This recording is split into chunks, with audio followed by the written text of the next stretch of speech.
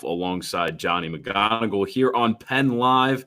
It's another Thursday live podcast session, Johnny, and we just keep marching closer to the season. This Thursday night tonight will be another practice availability in Happy Valley. We'll get to hear from James Franklin, a handful of his assistant coaches, and some players. Get another look at this team that, as we keep talking about, as we've been talking about for a long time, is viewed as perhaps the best in the country in the preseason.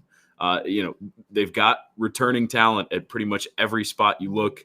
The schedule is interesting this year. It could be favorable if you look at it in one way, but in another light, they play every single Big Ten team that made the CFP last year. So there's a lot of intrigue around this team as we've been talking about hypotheticals over and over for the past few months. But Johnny, not a hypothetical. You released your preseason AP ballot today, as you mentioned, your fifth year on the voting board.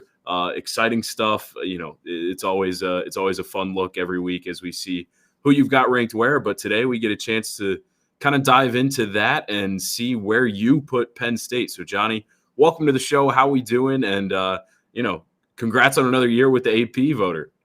Yeah, Max, thanks for, look, it's always great to hop on here Thursday noon live show with you. I know you and Bob had a good pod on Monday.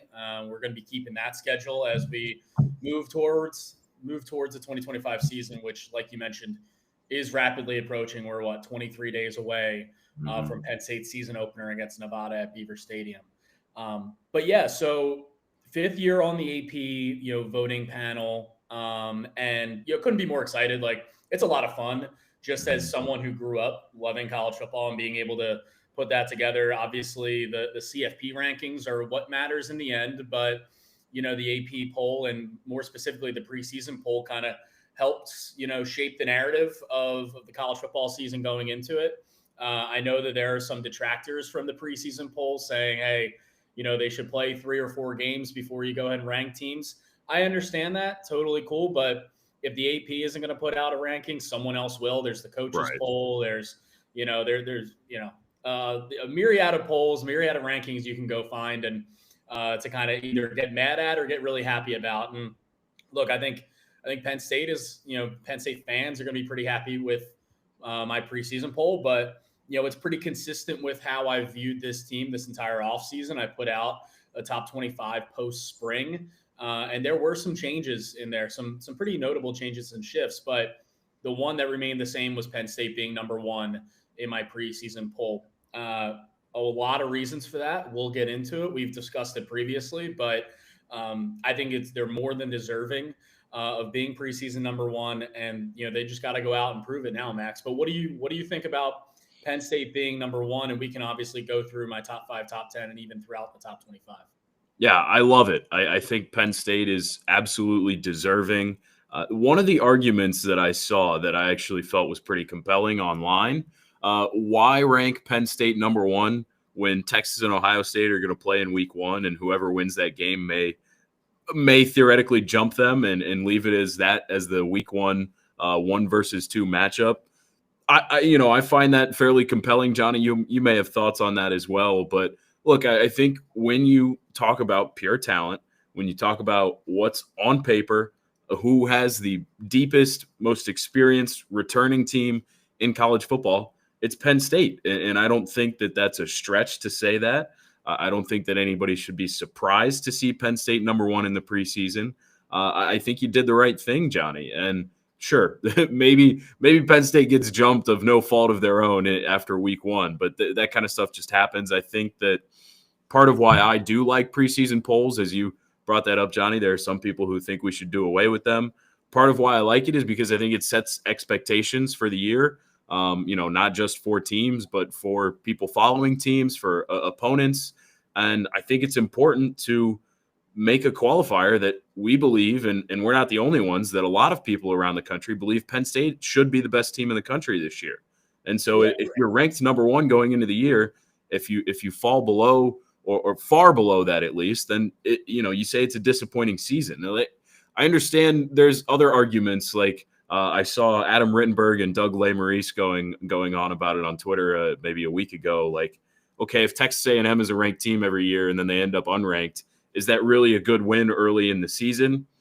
Yeah, I understand that argument, but there's also a point where, it's a Power 4 team that you're beating early in the season. One way or another, it's a good thing to do because not everybody's playing their best football in week 1, 2, or 3. So I think preseason polls are important.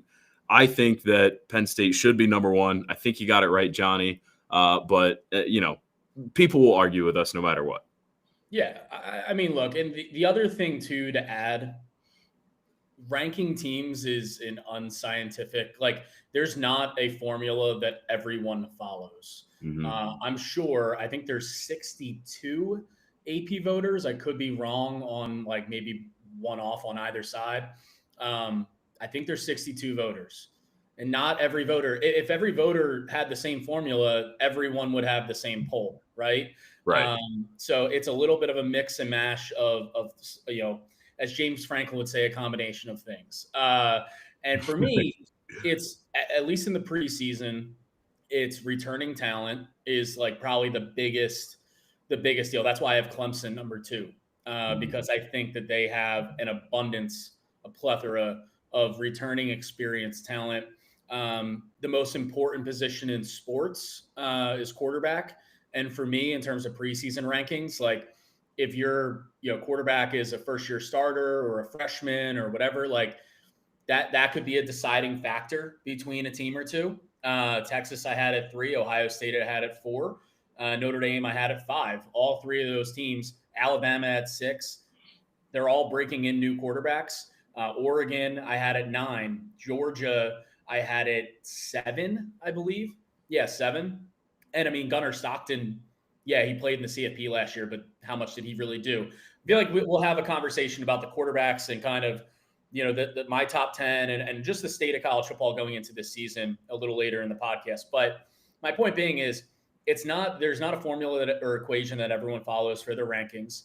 But I felt that with everything that Penn State did after being one of the Final Four teams last year, bringing back Drew, bringing back Nick Singleton, Katron Allen, Denai Dennis Sutton, Zane Durant, like we've rattled off these names so many times. But there are a few teams across the country that can say that they bring back that much talent and have 4 or 5 offensive linemen, starters returning, and went out and signed, and hired the best defensive coordinator in the country that's coming off a national title, that's bringing back an offensive coordinator for a second season that could have gone on and been a head coach somewhere else this past offseason, decided to stay in Andy Kotelnicki. So there's just so much working in Penn State's favor that I felt like I put them at number 1 post-spring, and I had no reason, to really change that, because to me, they addressed their biggest issue, and that's wide receiver, through the transfer portal. So a lot going in Penn State's favor ahead of, this season. And as James Franklin and all the players have noted, like they need to go out and prove it, and they need to go out and show that they deserve to be considered this highly regarded. Yeah, absolutely. And, that won't necessarily come until September 27th, as we've gotten into a number of times. Those first 3 games on the schedule should be pretty light, just to be frank. But look, the Big Ten Network did their annual, they visit every camp in the Big Ten, all 18 teams. And they were just at Penn State this week. And they came out of it saying, look, this is the best team that we've seen in 19 years of doing this. So it's definitely James Franklin's best team. At least it should be. Some people may say 2017 should have been up there, but obviously, that story has been written over and over. It's a really good team. Every report out of Big Ten Network, out of us, out of anybody who covers Penn State, the wide receivers are definitely better. I went up to camp. We were all. I guess I was at camp for us on Saturday. The whole beat got a look on Saturday. There's a clear difference in talent there. Like, a guy like Trey Wallace had some pretty good route running last year and decent hands, playmaking ability. We know the book on Amari Evans, really a burner that could catch a long ball. But this year it's very clear. A guy like Traber Pena, he really is just a technician as a route runner. He has much more agility than what they had last year. Kyron Hudson offers the big body target that they just simply did not have. And everything we've heard about him is that he can make contested catches, which Penn State just simply did not have last year. Then there's Devontae Ross, who brings a little bit of all of it. He's a little bit of a speedster, get down the field, but he's also got good route running, similar to that of Pena, and they feel that he can create separation in the second level. So, look, there are still questions because we can say that all we want, but they got to go out on the field and do it before we really say that it's changed. But we really feel that it should. That runway up to Oregon is a good thing in that way. Penn State will get a chance to try some of those things, but it's true. This should be the best team of James Franklin's 12 years at Penn State, and I see no reason why this group is not ranked number one heading into the preseason. Like I said, there's the argument for Texas and Ohio State, whether it's you like the returning champ, whether you like that week one game, one of them is going to be number one anyway. Don't take away from Penn State, but I think on paper, Johnny, as you said it, Penn State is the best team in the country and should have the highest expectations this year. Absolutely. Let's remind everyone that's watching live that we are doing this live. So if you're on YouTube with us, drop some comments, some thoughts. If you disagree, if you don't think Penn State should be number one, let us know why. And as we continue on through my preseason ballot, if you have any disagreements or agreements, let us know. Yeah. Going throughout the rest of the top 20 or the rest of the top 5, let's stick with the top 5, Max, sure. Because you mentioned Texas and Ohio State. So I had Penn State 1, Clemson 2, Texas 3. Let me just double check and make sure that this is all accurate. Ohio State 4, right? Yes. Yeah. Penn State, Clemson, Texas, Ohio State, and Notre Dame rounding out my top 5. I have Clemson there. I mentioned the amount of returning talent they have. Obviously, Cade Klubnik, along with Drew Aller and Garrett Nussmeier over at LSU, are pretty consistently considered the top 3 quarterbacks in the 2026 NFL draft class. There's a feeling that Texas's Arch Manning will come back and spend 2 years as a starting quarterback at Texas. I love what Cade Klubnik has around him. 3 of his top 4 receivers, including Antonio Williams and Bryant Wesco, are coming back. They're really good players, an experienced offensive line, and a defense that I think is going to be absolutely disgustingly nasty. TJ Parker, they got Will Helt over from Purdue off the edge. Peter Woods, a defensive tackle, is an absolute animal. Avion Terrell in the secondary, a couple of really tone-setting linebackers in Woodaz. And the name is escaping me. It's Wade Woodaz and Sammy Brown. They've just got I almost said a curse word, and we can't do that. A crap ton of talent. Dabo Swinney is swimming in it, and I think they're going to win the ACC pretty easily. And they have a really good chance. Dabo does, of winning his 3rd title at Clemson. For me, it's Texas's defense is going to be unbelievable, led by Anthony Hill and Colin Simmons off the edge. But is Arch Manning that Heisman dude right away? And we're going to find out when Texas and Ohio State play week 1, just how equipped he is against one of the best teams in the country. Because I do think Ohio State is still a national title contender after winning it last year. They lost 14 guys to the NFL draft. That is a lot to replace. But having 2 cornerstone pieces on either side of the ball, like Caleb Downs and like Jeremiah Smith, arguably the 2 best players in the country, good foundation to work from, Max. Yeah, absolutely. I want to start with Ohio State. Like you said, when you have a guy like Jeremiah Smith on offense and a guy like Caleb Downs, who, I think it's fair to say the safety position has probably become maybe the most important on defense in football these days because of all the different things that teams can do with them. Either them or edge rushers. I think that's probably a fair statement. When you have a guy like Jeremiah Smith who can go win you a ball game at any moment, and a guy like Caleb Downs who can impact the game in a lot of different ways on defense, there's really no reason that Ohio State should experience any drop-off this year. The only reason that I would rank Penn State ahead of them or even a Clemson or a Texas, and you laid it out perfectly, is the returning talent. And, Ohio State is a little bit questionable at the quarterback spot with Will Howard gone. They lose both of those really good running backs from last season. There are absolutely still pieces in place that this should not be an issue for Ohio State. They should still be a great team, top 5 caliber. But there are differences that should bump them down the list. Texas, you're right. Can Arch Manning do it? You mentioned the theme of quarterbacks, but that's a big one. I don't know if you saw, but as we were hopping on the podcast here, Johnny, Archie Manning, his grandfather said that he would expect Arch to stay 2 years at Texas. So maybe that's good news for Drew Aller going into the draft next year. We'll see. Yeah. But, it's probably a little too early to really put that on Arch either way. But Clemson, man, that's an interesting one just because they do have the returning talent like Penn State.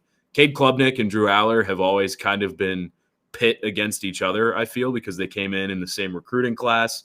They were both at the top end of those quarterbacks there. Pretty sure they went to the Elite 11 together. Not that there's actually a rivalry there. I don't even know if the two know each other.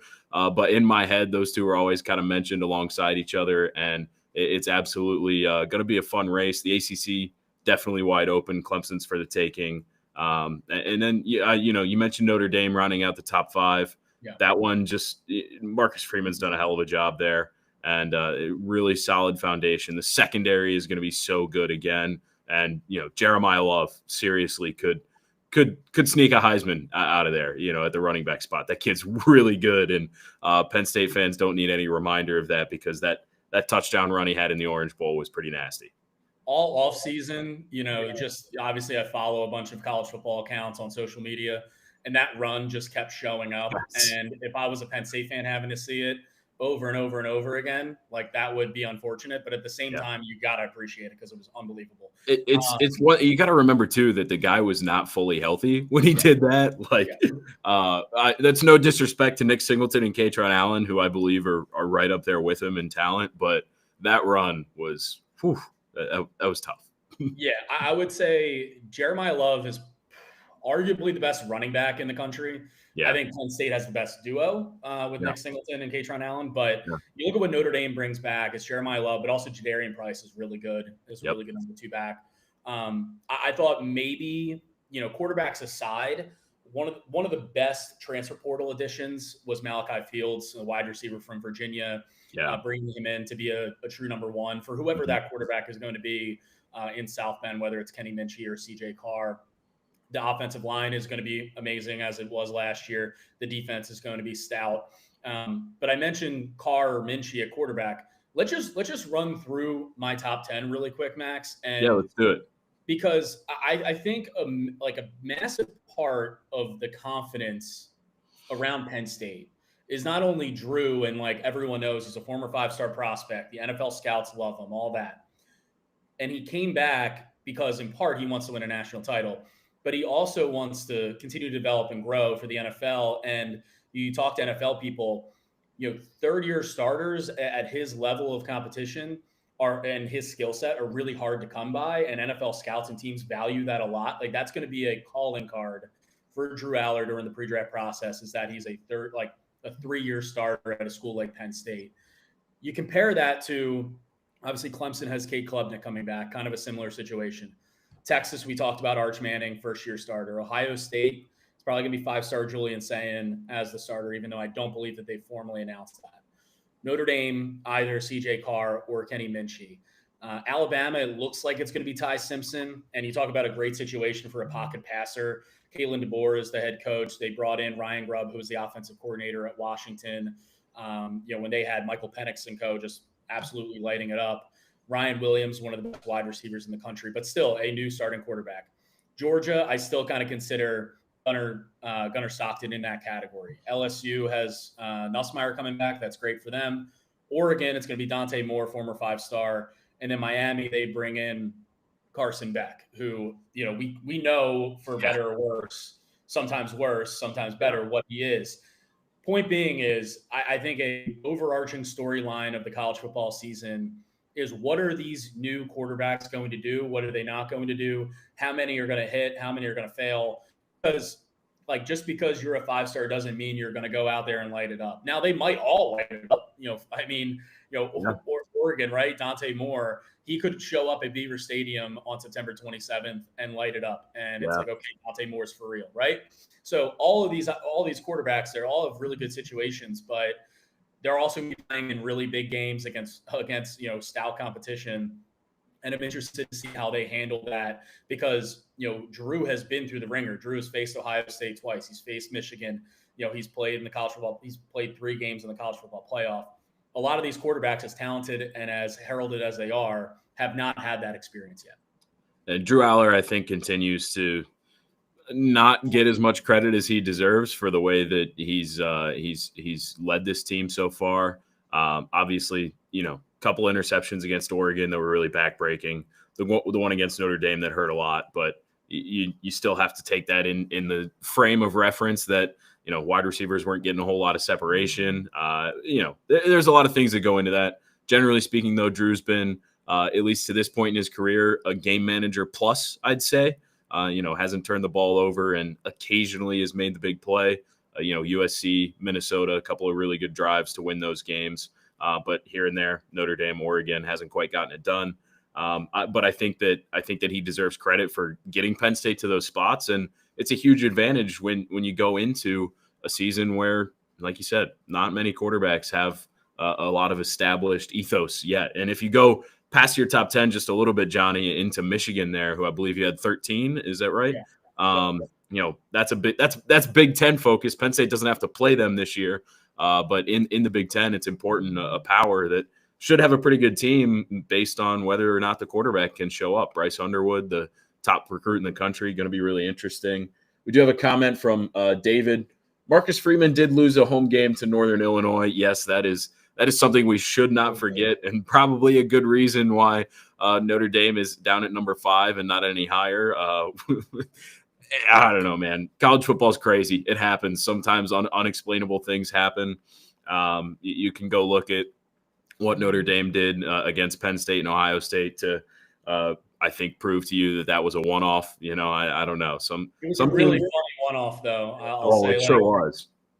One of my really good friends, he is a born and bred Notre Dame fan, lived in South Bend for some time, and making fun of him after that loss was just it lasted for a very long time. Oh yeah. And then, of course, Notre Dame ends up in the national championship game, and they made a furious comeback in that second half. Give all the credit in the world to Marcus Freeman and that roster to be able to turn it around after that. Mm-hmm. Embarrassing. I mean, it was embarrassing. So yeah, that definitely happened, and that definitely could happen. But you look at Notre Dame's schedule, and that's the other thing in terms of rankings. I was talking about the equation formula that people use. I don't typically look at schedule and try to project because we're already projecting these teams. It's kind of hard to go and look at a 12-game schedule and say, oh, well, in November, USC probably won't be good. But relatively speaking, I think Notre Dame's schedule is pretty manageable. And so that's going to really help. But yeah, I like Michigan this year. I do. And I'm not really, it's not like a Sharon Moore thing. I'm not sold on Sharon Moore as being a great head coach necessarily. They obviously lose Kenneth Grant and Mason Graham in the heart of that defensive line, which will be a lot to replace. But you can kind of always count on Michigan having a stout defense. And that quarterback play last year was absolutely atrocious, unwatchably bad. And if Bryce Underwood, who people have compared to Cam Newton, and obviously the hype is unreal, but he was a top player in the country as a recruit last year, coming in and signing for this upcoming season. If he's even above average at quarterback, you're looking at a CFP, contender, at least to get there. I don't know if Michigan is going to win the whole thing, but I can see a path to them, making it to the CFP in Sharon Moore's second season there. And look, they still have that over on Ohio State. Ohio State can't get past the Michigan boogeyman, so that helps in their favor too.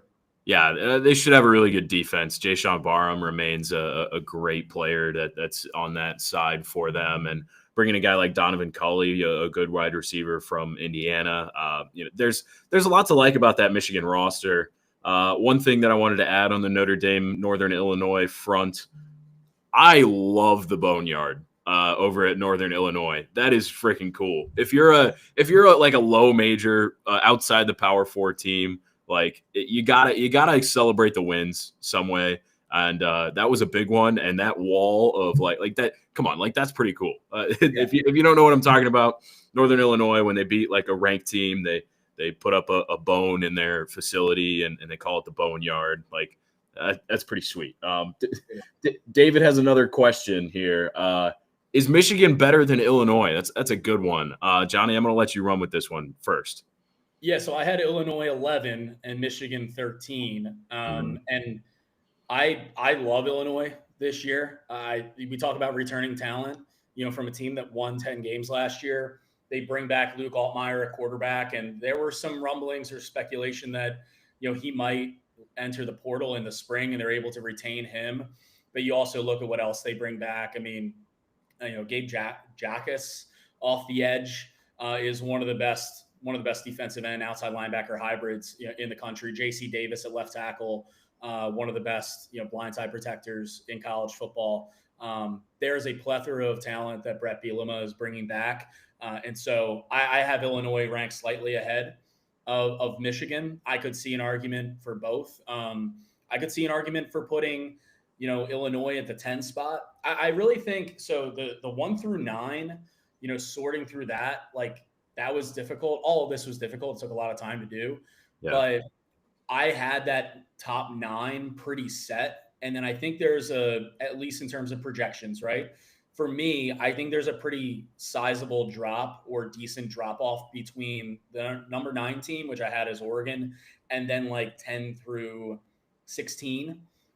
Because 10 through 16, Mhm. I had in the 10 slot at some point when I was figuring all this out. Yeah. If you think Arizona State should be number 10, I had them 15. If you think they should be 10, totally understand. They bring back a lot. Jordan Tyson at wide receiver, who missed a lot of last year and wasn't around for the CFP run. Obviously, they lose Cam Scadaboo, but Sam Levitt's a baller, and that defense did a lot for them last year. So I like a lot of teams, obviously, throughout the top 25. But I do think there's a noticeable drop off in talent, in returning talent, and also just like program building trust from 9, and then that next tier of like 10 to 15 to 16. Yeah, I mean, Michigan, we've yet to see if they can do it without Jim Harbaugh. And the quarterback situation is just such an unknown right now because maybe Bryce Underwood comes in and kills it, but they also lose running backs from last year. Is the rushing attack going to be as good? I'm pretty confident the defense is going to be really good next year for Michigan. It's just a matter of whether the offense can follow suit. And when you look at Illinois, they're just a little more proven all the way around. Luke Altmaier, like you said, they need some help in the wide receiving core. They did bring in a transfer. The name is escaping me at the moment, but they got a good wide receiver transfer. And they've got some pieces on the defense. I think that, honestly, I think when you look at the Big Ten, you expect Penn State, Ohio State, Oregon at the top. Illinois and Michigan are really in that second tier this year, and they're the ones who can go and contend if all things fall out the right way for them. I totally expect that to be a possibility. Right now, I think, you can say Illinois is probably a better team on paper than Michigan, just because, they had a lot of success last year. I think we kind of forget about how good Illinois was last year. Penn State, the score wasn't huge, but it kind of manhandled them in Beaver Stadium last fall. But that was a good Illinois team that, didn't lose many games and played really well. And absolutely, Brett Bielema can coach a football team. It's just the truth. He's done a good job over there. And we'll see if Sharon Moore can do the same. Yeah, and the way Illinois finished the season too, you don't want to put too much stock into bowl games because a lot of times there's a lot of opt-outs and all that. But you look back at the bowl game between Illinois and South Carolina, both teams were playing, they're basically their full rosters going for that win. And South Carolina is a team I like this year too. I think they're going to be relying a lot on just kind of individual talent at quarterback with Lenora Sellers, at defensive end with Dylan Stewart. But Illinois beating South Carolina in that bowl game, I think, can be used as a springboard, and it had been used, and really throughout the offseason, as a point of confidence and a point to show some of those players who they retained, like, hey, look at what we can do. We can beat a team that everyone thought, or some people thought, could have been in the CFP. The other Big Ten team, so we mentioned, obviously, we talked a lot about Penn State. I'm glad you're going there. This is what I was going to tee you up with to wrap things up. Yeah, so we have Penn State, Ohio State, Oregon, Illinois, Michigan. The other team I had in my top 25 was Indiana at 17. And, it feels like a good place for them. I wouldn't be surprised if some pollsters just kind of, ignore Indiana and just say, oh, that was a cute, fun little year they had, and they're not going to do it again.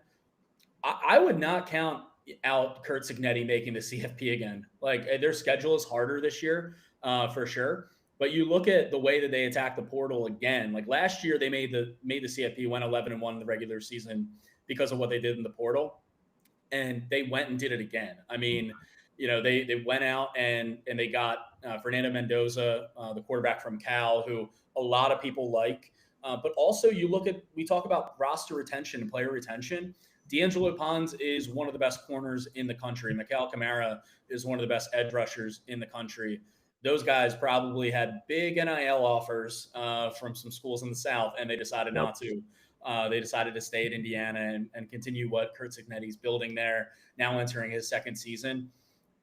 It's tricky when you play the portal game, when you live and die by the portal, because we saw what Florida State did, right? They went undefeated, controversially left out of the 4-team playoff, and then went back to the well with the portal, and then was absolutely terrible last year. So I don't think that's going to happen to Indiana, but they are one of the most, not just in the Big Ten, but across the country, one of the most interesting and intriguing teams to me.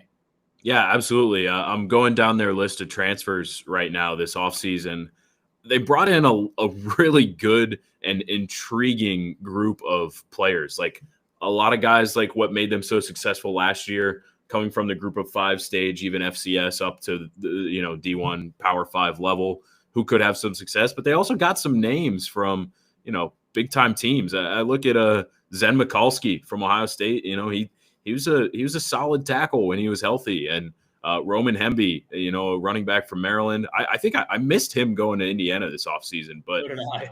Well, until I was putting this together, yeah. But that's a nice pickup. I mean, look, we've obviously gotten well acquainted with Maryland over the years, covering Penn State and the lack of success that Maryland has had against Penn State. But every single year, James Franklin was like, "Yeah, this Roman Hemby kid can play." I would not be surprised to see Indiana finish again in that top 15 range. Look, they also got Pat Coogan, who was a starting offensive lineman for Notre Dame last year, and which also kind of speaks to Notre Dame's talent. The fact that he was like, "I'm gonna head out."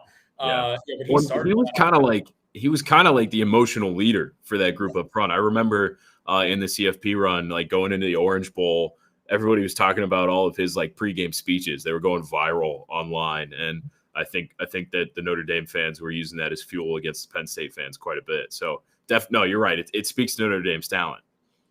Yeah, I really like what Indiana has this year. It's just going to be a matter of managing, that schedule that they do have. I mean, look, I don't. Let's take a look at it. Let's actually break it down. I love this. Obviously we love talking about Penn State football, but when we're 3 weeks away, not even 3 weeks, like a couple of weeks away from week 0, which Kansas State and Iowa State play in week 0. That's a game I'm very much looking forward to. Yeah. Indiana's non-conference is Old Dominion, Kennesaw State, Indiana State. Very easy.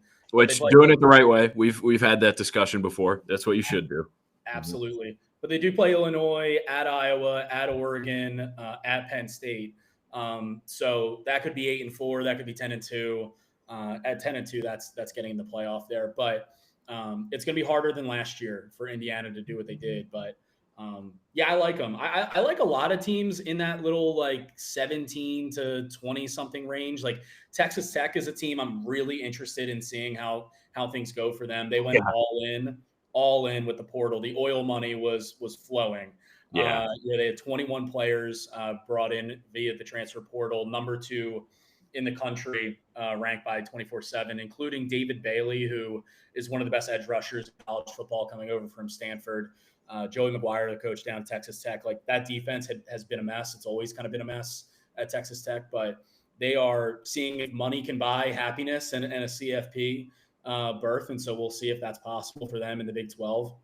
A lot of teams in the Big 12 are, intriguing me. BYU was in my top 25 and pretty high up. They bring back a lot of talent, but Jake Retzlaff and the situation there, and he transfers to Tulane. Tulane is a team I kind of like that was on the fringes of being ranked.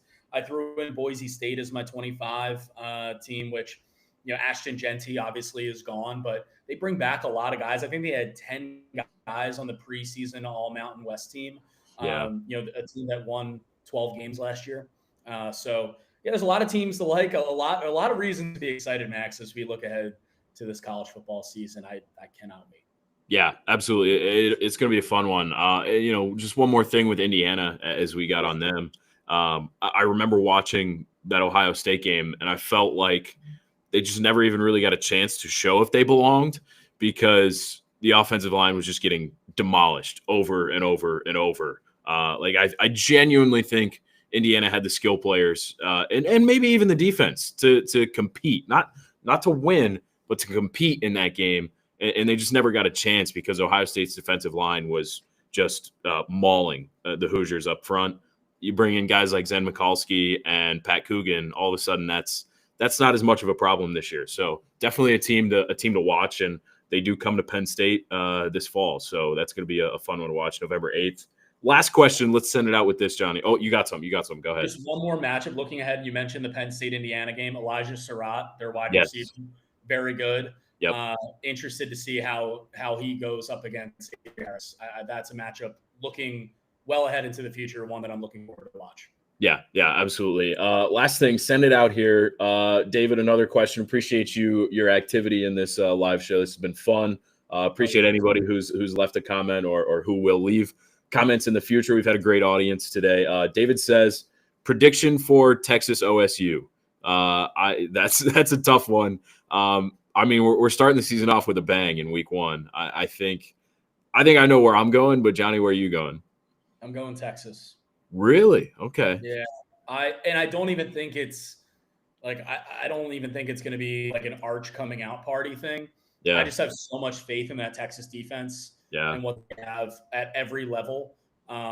It's ridiculous. Like Michael Taff at safety. I mentioned Colin Simmons. Their big question mark on the defense is they've consistently had really, really good defensive tackles and have made running the ball basically impossible. They lost both of their star defensive tackles from last year's team. So whether or not they can replace that, which they're trying to via the portal, is a big question mark for them. But in a battle between two quarterbacks who are making their first starts, give me the team with, I think, might be the best defense in college football. That's fair. I think I'm going to take Ohio State because I think these teams are pretty evenly matched. Obviously, the defense is probably an advantage to Texas, but Jeremiah Smith is on the other side of the ball, man. It's hard to bet against that guy, especially when Ryan Day, I think, kind of figured out through that CFP run last year, we got to press the Jeremiah Smith button a little bit more often. So it's just hard to pick against them, especially when they get that game at home. So I like that. Obviously, no more Jim Knowles. That changes things a lot because Ohio State defense may not be quite as good, but I do like Ohio State in that one. No more Chip Kelly either. No more Chip Kelly. Kelly. That's true. But Brian Hartline's there. Ryan Day. There's a lot of stability in the offensive coaching staff, regardless of the OC being different. We got a last comment here. DC will be the difference maker. ND could not beat him at Oklahoma State for 3 times. Jim Knowles is definitely going to be a difference maker for Penn State this year. We certainly agree. I've got Ohio State in that one. Johnny's got Texas. Like you said, Johnny, we don't get a ton of chances to kind of open up the scope and talk about teams nationally. You are more than me and more than maybe anybody on the Penn State beat are a college football junkie in a lot of ways. I can remember back to a couple of road trips this year in the hotel room. You've just got games streaming all day when we get back from the Penn State game. So it's fun. We love talking about the AP ballot. It's a good time, but it's been a fun show. Had a great audience, like we said. If you stuck with us live, appreciate you tuning in. If you dropped a question or a comment, it gives us more to talk about. We love it. You can do that every Thursday from now through the end of the season. It's going to be at noon. We have fun doing this. And if you're watching on the recording, we appreciate you too. Keep tuning in. Monday, Thursday podcasts here on the Blue White Breakdown. Read all of our coverage over on Penn Live. That includes Johnny's AP Top 25, the full Top 25 if you want to see it. And take care.